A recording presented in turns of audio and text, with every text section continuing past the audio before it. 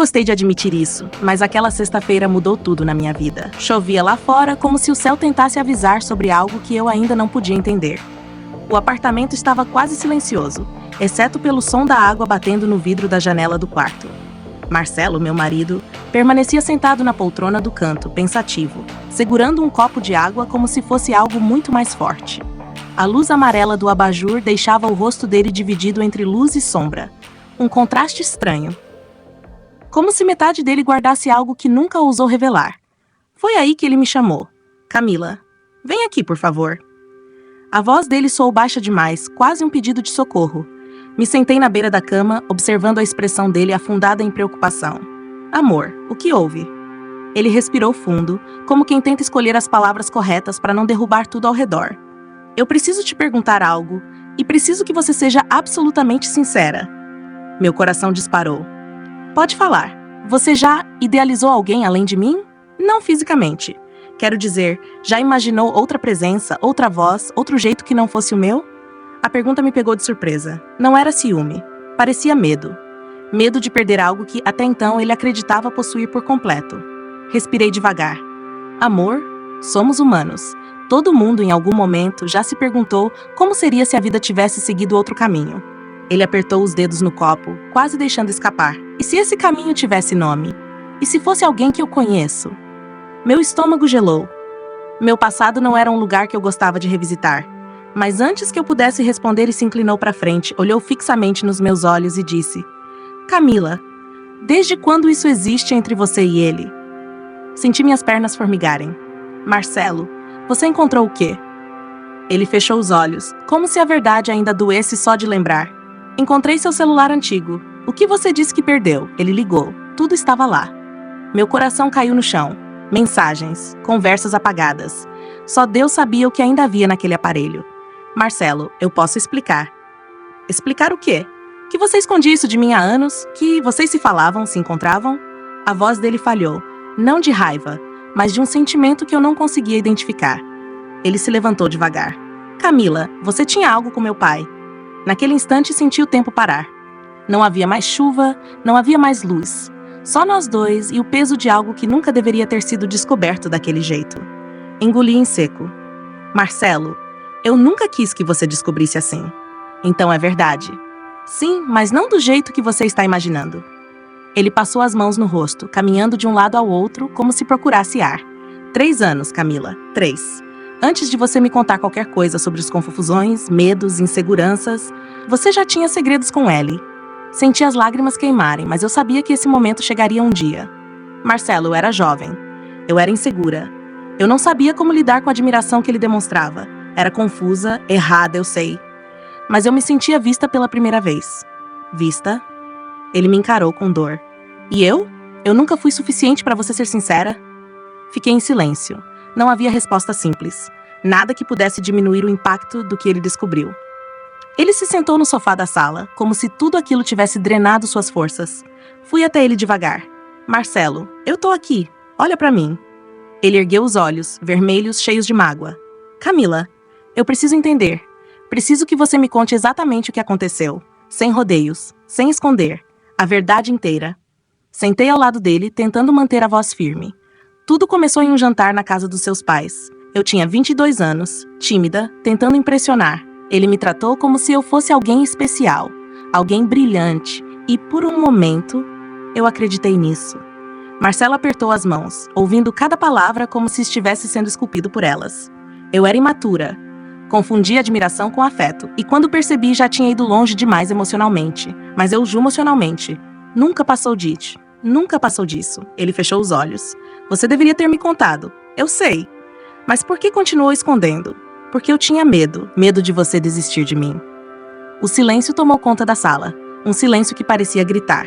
Marcelo suspirou profundamente. Camila, ele vem aqui sábado. Senti meu corpo inteiro congelar.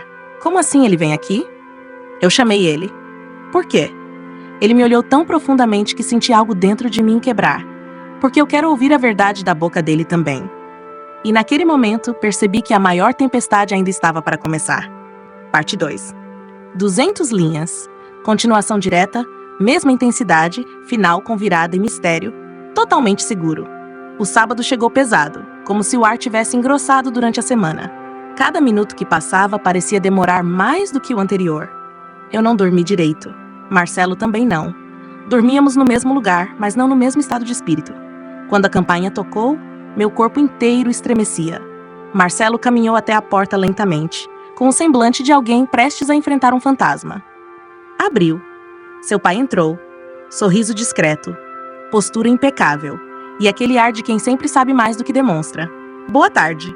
A voz dele ecoou como um trovão silencioso na sala. Marcelo não respondeu de imediato.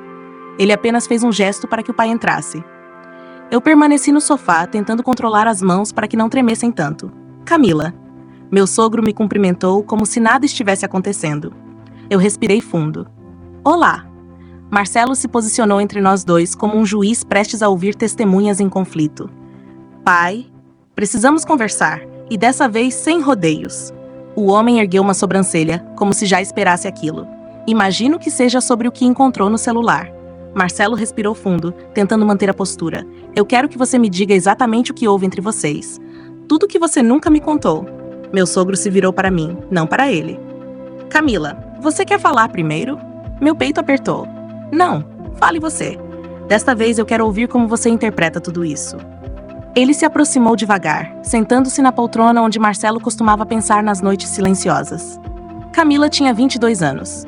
Era insegura, doce e completamente perdida tentando entender quem era no mundo adulto. Eu via isso e tentei orientá-la, talvez mais do que deveria. Marcelo cerrava a mandíbula. Você passou dos limites? Passei, mas não como vocês imaginam. Ele cruzou as mãos. Camila me via como alguém que acreditava nela. Eu gostava de ouvir suas inseguranças, seu medo do futuro, suas dúvidas. E sim, eu me tornei alguém maior do que deveria ser na história dela. Eu respirei fundo, tentando não interromper. Eu errei ao permitir que ela se apoiara demais em mim. Era quase uma dependência emocional. Algo discreto, sutil, mas que saiu do controle. Marcelo esfregou o rosto, sem acreditar no que ouvia. Vocês ficaram emocionalmente envolvidos e nunca me contaram. Ele inclinou a cabeça. Eu tinha medo de perder meu filho. Ela tinha medo de perder você. E então o silêncio pareceu mais seguro para todos. Meu coração apertou ao ver Marcelo, tão abalado quanto eu nunca o tinha visto. Ele caminhou até a janela, encarando a chuva que começava a cair novamente. Vocês tinham um acordo de silêncio? Não era um acordo, respondi. Era covardia. O pai dele completou. E essa covardia nos trouxe até aqui. Marcelo virou lentamente para nós. Eu só quero entender uma coisa, isso acabou? Acabou há anos, eu disse firme. Mas ele não parecia totalmente convencido. Então por que ainda dói tanto? Por que parece que ainda existe algo que vocês dois não me contaram? Meu sogro ficou em silêncio, por alguns segundos eternos, até que finalmente disse: Por que existe? O chão pareceu sumir sob meus pés. Do que está falando? Marcelo deu um passo para frente, tenso. Pai, que segredo é esse agora? Meu sogro tirou um envelope do bolso interno do casaco, um envelope pardo, fechado com cuidado, e o colocou na mesa de centro. Isso é algo que eu guardei por anos, algo que pode mudar tudo o que vocês pensam sobre essa história. Marcelo hesitou antes de tocar no envelope. Isso é o quê? Abra. Eu observava tudo, sem conseguir respirar direito. Marcelo finalmente abriu o envelope e tirou de lá uma carta. Amarelada, dobrada com cuidado. Reconheci minha própria letra antes mesmo de lembrar quando a tinha escrito. Camila, o que é isso? A voz dele estava rouca.